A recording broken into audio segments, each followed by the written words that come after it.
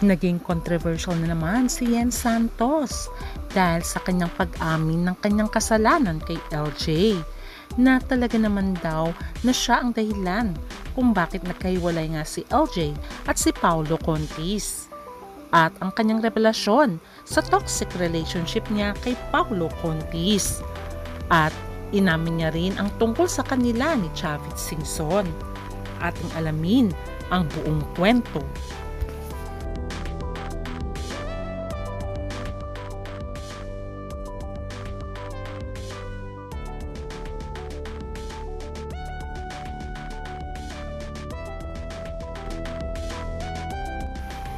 Sino nga ba si Yen Santos sa totoong buhay?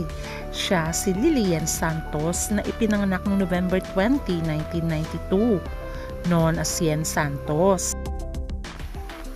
Nakilala si Yen dahil sa kanyang pagsali sa Pinoy Big Brother Teen Clash 2010 at nagkaroon nga siya ng recognition sa Philippine television drama series Pure Love na adapsyon ng Korean television drama series 49 Days.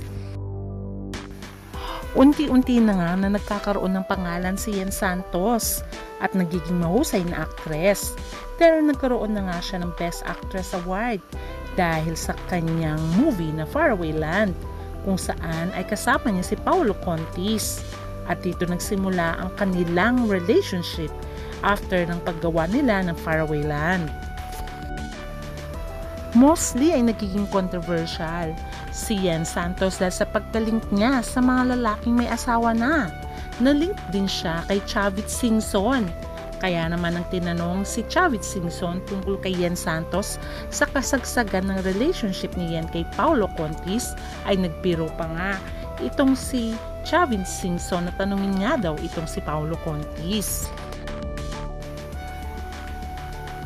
Nalink din si Yen Santos sa controversial politician na si Albi Benitez kung saan si Albi ay nalilink kay Ivana Alawi. Naglabasan ang sweet moments na larawan ni Albi Benitez at Yen Santos. Marami ang nagsasabi na naging kept woman daw ito ni Albi Benitez. Kayo na ang humusga. Base sa larawan ay hindi naman pwedeng magkaibigan lamang sila dahil may mga larawan sila ni Albi na napaka-sweet sa isa't isa.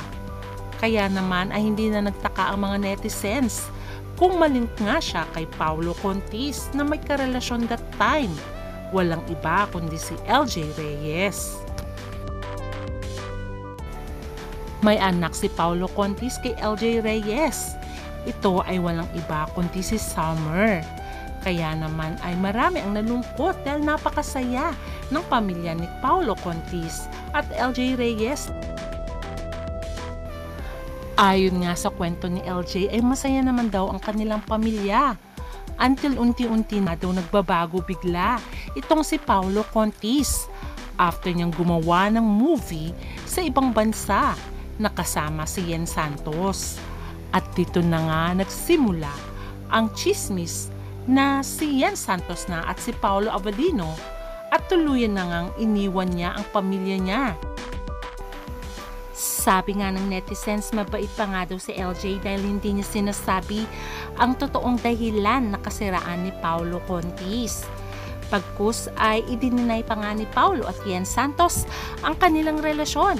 Kahit obvious na nakikita sila na laging magkasama at pumupunta sa ibang lugar sa Pilipinas. Maraming netizens ang bumatikos kay Paulo Contis at Yen Santos dahil nga sa sakit na dinulot ni Yen Santos at Paulo Contis kay LJ Reyes. At sinasabi nga ng mga netizens na ay napakasinungaling ng dalawang ito, pero eventually ay umamin din sila sa kanilang relasyon. Pagku si LJ Reyes ay pumunta ng Amerika kasama ang kanyang mga anak para doon siya maghilom ang mga nararamdaman niyang pain dulot ng paghiwalay nila ni Paulo Contis.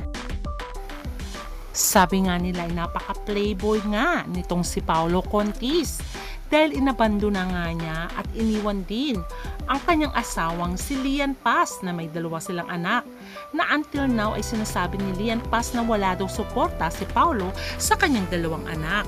ongoing pa rin ang annulment ng dalawa. Ngayon si Lian Paz ay meron na siyang kinakasama na si Nelson Cabahug.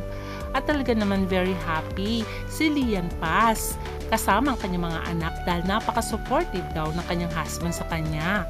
Although hindi pa sila kinakasal, pero masasabi ni Lian Paz na napaka-responsable at mapagmahal ng kanyang kapartner sa ngayon. Ayon pa nga kay Lian, until now ay wala pa rin support si Paolo Contis sa kanyang mga anak na ngayon ay dalagita na. Kaya naman sabi nga ng mga netizens ay red flag talaga itong si Paolo Contis. Sabi pa nga ng mga netizens, buti na lamang nakawala na si LJ kay Paolo Contis. Dahil nga sa masaya na si LJ sa piling ng kanyang husband, kung saan ay pinakasalan pa nga siya ng kanyang husband at tinanggap ang kanyang mga anak. Maraming mga netizens ang fans ang naging masaya kay LJ dahil finally ay natagpuan niya na nga ang kanyang Mr. Right at ito ay ang non-showbiz na taga-Amerika at minahal pa siya nito at pinakasalan ng lubos.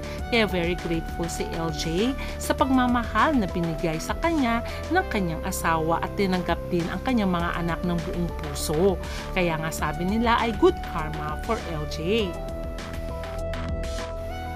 Sabi nga nila after all the storms kay LJ ay binigay na nga ni Lord ang tamang lalaki na magmamahal sa kanya at ng kanyang mga anak habang buhay. Samantalang si Paulo at Yen Santos nagpatuloy ang kanilang relasyon until finally ay nakipaghiwalay na nga rin itong si Yen Santos kay Paolo Contis. Ngayon ay naging controversial si Yen Santos dahil sa kanyang mga pasabok sa kanyang ex-boyfriend na si Paolo Contis. At sinabi niyang nagising na ako sa nightmare na yon. Ayon pa kay Yen Santos. Napakalaking blessing na natapos na yun. Malaking blessing na nagising na ako dun sa nightmare na yun and I walked away. Ayon pa nga sa kwento nitong si Yen Santos, the person I met at the beginning that wasn't really him. The one I saw at the end, yun talaga siya. Siyempre sa una, hindi naman yan magpapakilala ng totoong pagkatao niya eh. Gagawin nila lahat para makuha yung loob mo. Tapos kapag nakuha na yung loob mo, unti-unti na yan. Doon nalalabas yung totoong pagkatao nila. Ayon pa kay Yen Santos. Ayon pa nga sa kwento ni Yen, naniwala ako sa lahat ng mga pinapakita nung una dahil bulag ako eh. Kaya ako naman gina-justify dati na okay naman kami, masaya naman kami. Pero you know deep down na may mga taong nasaktan sa maling choices mo. It was wrong. Para sa akin yung ganong klaseng tao, matatauhan ka na lamang kapag ganong ka tinatrato. Kaya nga sabi nga ng mga netizens ay karma daw kay Yen Santos ito. At humingi na nga siya ng tawad kay LJ Reyes. I'm so sorry. Wala po akong excuse doon. Mali po talaga ako. Nagkamali po ako. Pero sabi nga nila, kung karma nga din kay Yen Santos ang nangyari at naging luhaan siya, ay good karma naman kay LJ Reyes. Dahil pinakasalan na siya ng lalaking minahal din niya at minamahal siya. Samantalang si Paolo Contis ay binabati ko sa itsura niya ngayon. Mukhang nakakarma din na yata ito at mukhang stress sa kanyang bagong itsura. Ngayon ay natauhan na nga si Yen Santos na balig-alindog na ulit siya dahil daw sa kanyang pagtaba dahil sa stress sa kanyang nakaraang relasyon. Ngayon ay unti-unti nang sumisexy muli si Yen Santos. Iba-iba ang opinyon ng mga netizens.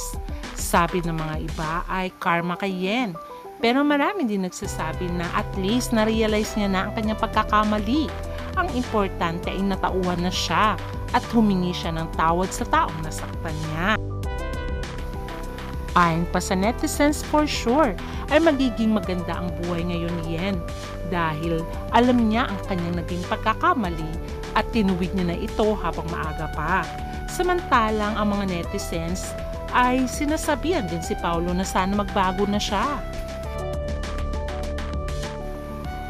At wini-wish pa rin ng mga netizens na sana ma-realize ni Paolo na bigyan niya na lang ng atensyon ang kanyang mga anak na hindi niya nga nakikita sa matagal na panahon. At sana daw sumuporta na ito sa kanyang mga anak at gumawa siya ng move na makita at makapiling ang kanyang mga anak. Samantalang, inamin ni Yen na mas masaya siya ngayon at at peace dahil finally ay over na ang kanyang past relationship kay Paolo Contis. At mas masaya siya dahil wala siyang nasasaktang tao. Kaya sabi ng mga netizens ay good for her. Kaya abangan na lang natin ang susunod na kabanata sa buhay ni Yen Santos. Bye!